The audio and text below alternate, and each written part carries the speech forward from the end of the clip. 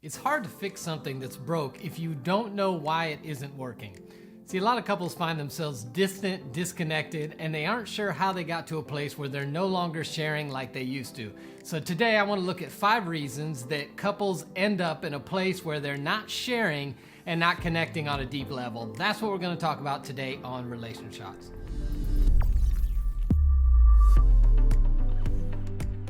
Welcome to Relationshots. My name's Eric Wooten. If this is your first time hanging out with us, welcome. Go ahead and click the subscribe button to join the family and the bell notification so you don't miss any upcoming opportunities to be the relationship expert at the next family barbecue.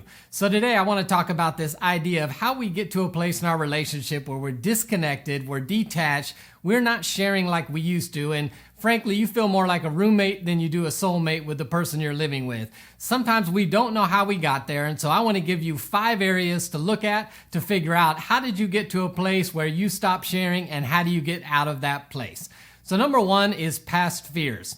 One of the reasons we don't share is because in past relationships or in our families growing up, we learned that when we share frustration or feelings, it's met with defensiveness, maybe some verbal abuse, anger, retaliation, maybe judgment or criticism, withdrawal, silence. And so you've learned that, you know what, when I share my feelings and frustrations, it usually goes bad. It's not a good thing. And so you think to yourself, listen, I'd rather say nothing and keep peace and avoid tension in this relationship than actually sharing. But not sharing limits your ability to have connection and intimacy in the relationship, so you're never going to get where you're trying to go. Number 2, inability. Some people just don't know how to do the things they need to communicate in a relationship. Maybe they didn't grow up in a family where good conflict and healthy resolution was modeled, and so they don't know any better. Now, early in the relationship, it's easy because what you're sharing really doesn't have a whole lot of depth, isn't real difficult, but as attachment grows and the relationship deepens, you're now required to talk about things and to be vulnerable on a level that you may not know how to do it. You may be willing, but you don't know how to do it. This happens a lot of times for couples that find themselves with a severe issue in the relationship. Maybe it's a devastating trauma, loss of a child, maybe it's something like financial failure. And because the issue is so big and so painful, some couples simply don't know how to talk about it, and so they avoid the conversation altogether, which robs them of the intimacy that they're looking for. Number 3, lack of safety. See, one of the most important things for couples to be open and vulnerable and share with each other is that they feel like this is a safe place to do so. And in counseling a lot of couples, I would say the majority of couples have not done a good job of creating an environment that's safe where they actually feel like they can share. And so if you try to share and that sharing is met with defensiveness, criticism, some judgment, maybe the silent treatment, you're going to tell yourself, you know what, this is not a safe place. I'm not going to share things here anymore. And at some point, you'll grow hopeless that you'll ever be heard or be able to resolve conflict in the relationship. And so you'll just completely stop sharing. And all this is going to do is cause more detachment and more disconnection in the relationship because you don't feel safe. So I would say if you feel like your spouse doesn't share a whole lot with you, a good self-evaluation question to ask is, do I make it a safe environment? Do I reward them for their honesty, or do I make them pay when they're honest with me? You may be able to turn the environment around because they don't feel safe, and you could create an environment of safety. Number 4 is shame. A lot of people are unwilling to share their greatest struggles or biggest failures because of personal shame.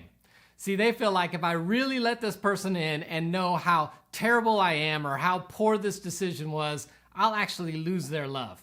And so in response to that, they just choose not to share. And some people feel so bad and have so much shame that they can't even accept who they are, the things they've done, the thoughts they have, the habits they continue to struggle with, maybe their addiction issues. And so they go, listen, if I can't even accept me, nobody else is going to accept me. And so some people have their hearts locked in prisons with shame because they have decided this is something I'll never be able to share with another person and have them actually love me and connect with me and accept me for who I am. And so shame causes them to forget ever trying to open up in the relationship. And number 5 is insecurity.